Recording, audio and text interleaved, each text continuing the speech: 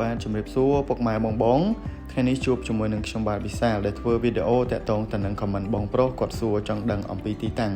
បើមុននឹងបញ្ជាក់អំពីទីតាំងក៏បងអូនក៏សូមបង្ហាញផ្ទះវិឡាតូលនៅក្នុងបរិយាសុវណ្ណភូមិ CPR វិឡាដែលម៉ូតទី1គឺមានតម្លៃបងផ្ដាច់ $51,000 និងម៉ូតទី2គឺមានតម្លៃបងផ្ដាច់ត្រឹមតែ $58,000 សម្រាប់ម៉ូតផ្ទះទាំងពីរម៉ូតនេះគឺសាងសង់នៅលើទំហំដីក្បាល10ម៉ែត្របណ្ដោយ20ម៉ែត្រទំហំផ្ទះគឺបាន8ម៉ែត្រគុណនឹង13ម៉ែត្រកន្លះនៅខាងក្នុងគឺមាន3បន្ទប់គេង4បន្ទប់ទឹកដូចគ្នាសម្រាប់ទីតាំងវិញគឺអត់ពិបាករកទេបងគឺពុកម៉ែបងធ្វើដំណើរចេញពីផ្សារព្រែកភ្នៅមក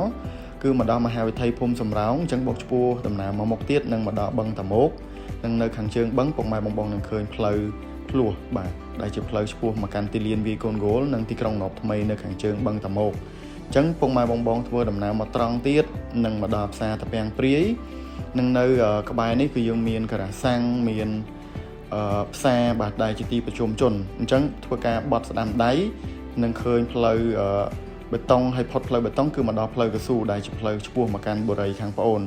ហើយនឹងនៅក្បែរបុរីជាក់ស្ដែងគឺយើងនៅក្បែរនឹងបឋមសិក្សាមានអនុវិទ្យាល័យសាលាអន្តរជាតិមន្ទីរពេទ្យដែលជាទីតាំងមួយដែលងាយស្រួលក្នុងការរស់នៅមែនទែន